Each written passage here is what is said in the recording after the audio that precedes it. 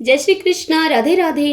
भगतजनों, आज हम सब श्रीमद् भगवत गीता के प्रथम अध्याय का महात्म्य सुनेंगे। सर्वप्रथम भगवान का सुमरण करते हुए सब बोलिए, ओम श्री राधा कृष्णाभ्याम नमो नमः। श्री लक्ष्मी नारायण भगवान की जय। भगवान शंकर माता पार्वती की जय। यह कथा आप सब पद्म पुराण से सुन रहे हैं। एक समय की बात है, कैलाश पर्वत पर महादेव और पार्वती जी की आपस में गोष्ठी हुई।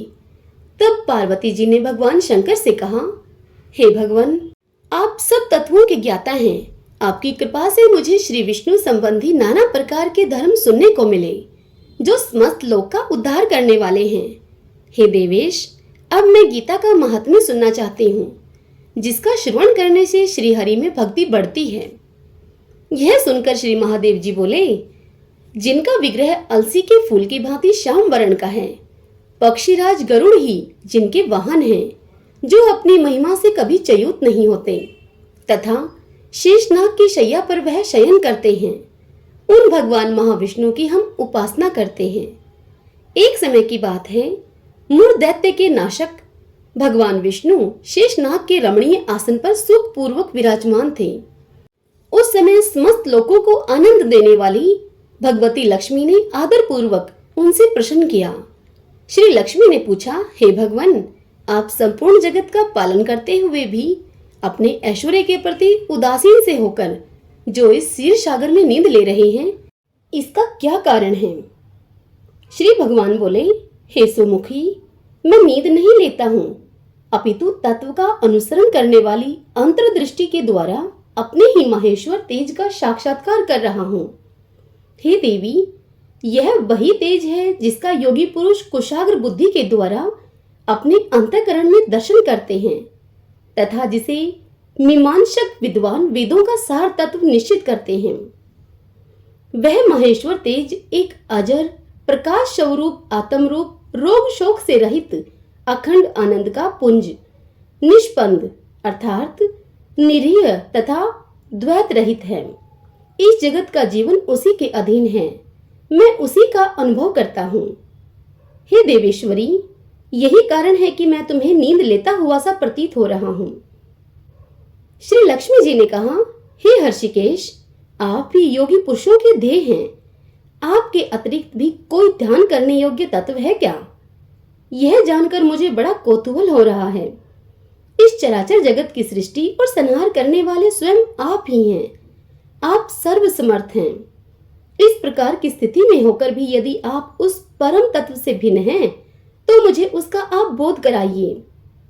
तब श्री भगवान बोले, हे प्रिय, आत्मा का स्वरूप द्वैत और अद्वैत से पृथक, भाव और अभाव से मुक्त तथा आदि और अंत से रहित है।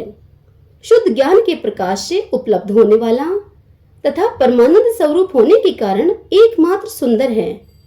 यही मेरा ईश्वरीय रूप है। आत्मा का एकत्व ही सबके द्वारा जानने योग्य है। गीता शास्त्र में इसी का प्रतिपादन हुआ है। अमित तेजस्वी भगवान विष्णु के ये वचन सुनकर लक्ष्मी देवी ने शंका उपस्थित करते हुए कहा, हे भगवान, यदि आपका स्वरूप स्वयं परमानंदमय और मन वाणी की पहुंच के बाहर है, तो गीता कैसे उसका बोध कराती है?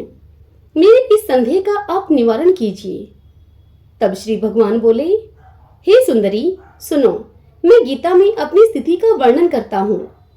कर्मशः 5 अध्यायों को तुम 5 मुख जानो, 10 अध्यायों को तुम 10 भुजाएं समझो, और 1 अध्याय को तुम उदर और 2 अध्यायों को दोनों चरण कमल जानो। इस प्रकार यह 18 अध्यायों की वांग्मयी ईश्वरीय मूर्ति ही समझनी चाहिए। यह ज्ञान मात्र से ही महान पातकों का नाश करने वाली है। जो उत्तम बुद्धि वाला पुरुष गीता के 1 या आधे अध्याय का अथवा 1 या फिर आधे या चौथाई श्लोक का भी प्रतिदिन अभ्यास करता है, वह सुशर्मा के समान मुक्त हो जाता है। तब श्री लक्ष्मी जी ने पूछा कि हे देव, सुशर्मा कौन था, किस जाति का था और किस कारण से उसकी मुक्ति हुई? श्री भगवान बोले, हे प्रिय, सुशर्मा बड़ी खोटी बुद्धि का मनुष्य था। पापियों का तो वह शिरोमणि ही था। उसका जन्म वैदिक ज्ञान से शून्य एवं क्रूरता पूर्ण कर्म करने वाले ब्राह्मणों के कुल में हुआ था। वह न तो ध्यान करता था और न जप करता था, न वह होम करता था और न ही अतिथियों का सत्कार करता था। वह लंपट होने के कारण सदा विषयों के सेवन में ही आसक्त रहता था। हल जोतता और पत्ते बेचकर जीविका चलाता था। उसे मदिरा पीने का व्यसन था तथा वह मांस भी खाया करता था। इस प्रकार उसने अपने जीवन का दीर्घकाल व्यतीत कर दिया। एक दिन वह मूढ़ बुद्धि सुशर्मा पत्ते लाने के लिए किसी ऋषि की वाटिका में घूम रहा था। इसी बीच में काल रूपिणी काले सांप ने उसे डस लिया, जिसके परिणाम स्वरूप सुशर्मा की मृत्यु हो गई। तदंतर वह अनेक नरकों में जाकर वहां की यातनाओं को भोग कर मृत्युलोक में फिर लौट आया और यहाँ बोझ ढोने वाला बैल हुआ। उस समय किसी पंगु ने अपने जीवन को आराम से व्यतीत करने के लिए उसे खरीद लिया। बैल ने अपनी पीठ का पंगु का भार ढोते हुए बड़े कष्ट से 7-8 वर्ष बिताए। एक दिन पंगु ने किसी ऊंचे स्थान पर बहुत देर तक बड़ी तेजी के साथ उस बैल को घुमाया। इससे वह थककर बड़े वेग से पृथ्वी पर आ गिरा और मूर्छित हो गया।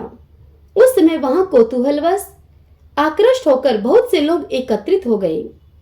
उस जन समुदायों में किसी पुण्य आत्मा व्यक्ति ने उस बैल का कल्याण करने के लिए उसे अपना पुण्य दान किया।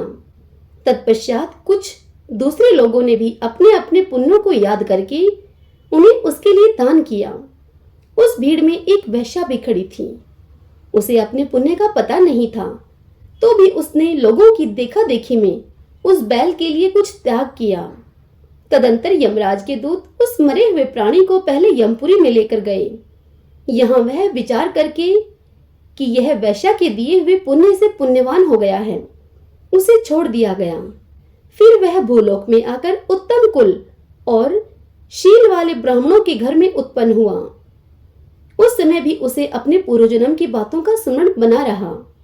बहुत दिनों के बाद अपने अज्ञान को दूर करने वाले कल्याण तत्व का जिज्ञासु होकर वह उस वैश्या के पास गया और उसके दान की बात बतलाते हुए उसने उससे पूछा कि तुमने कौन सा पुण्य मुझे दान किया था। तब उसे वैश्या ने उत्तर दिया कि वह पिंजरे में बैठा हुआ तोता प्रतिदिन कुछ पढ़ता है, उससे मेरा अंतःकरण पवित्र हो गया है, उसी का पुण्य मैंने तुम्हारे लिए दान किया था। इसके बाद उन दोनों ने तोते से पूछा। तब उस तोते ने अपने पूर्व जन्म का स्मरण करके प्राचीन इतिहास कहना आरंभ किया।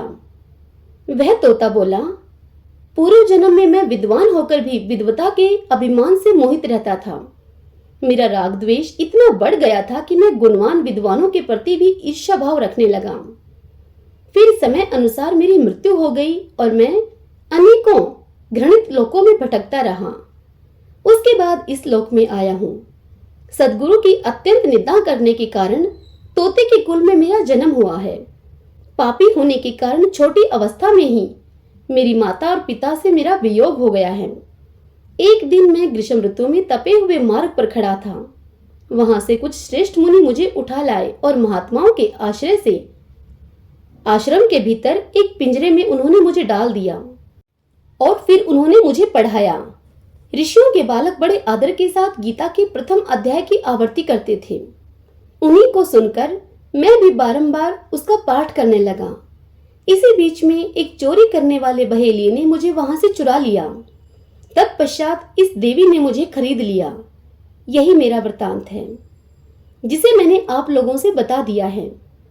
पूर्व काल में मैंने इस प्रथम अध्याय का अभ्यास किया था, जिससे मैंने अपने पाप को दूर किया है। फिर उसी से इस वैश्या का भी अंतःकरण शुद्ध हुआ है और उसी के पुण्य से ये द्विजश्रेष्ठ सुशर्मा भी पाप मुक्त हुए हैं। इस प्रकार परस्पर वार्तालाप और गीता के प्रथम अध्याय के महात्म्य की प्रशंसा करके वे तीनों निरंतर अपने अपने घर पर गीता का अभ्यास करने लगे। फिर ज्ञान प्राप्त करके वे मुक्त हो गए। इसलिए जो गीता के प्रथम अध्याय को पढ़ता, सुनता तथा इसका अभ्यास करता है, उसे इस भवसागर को पार करने में कोई कठिनाई नहीं होती। हरि ओम तत्सत। ओम श्री कृष्णाय नमो नमः। ओम नमो भगवते वासुदेवाय।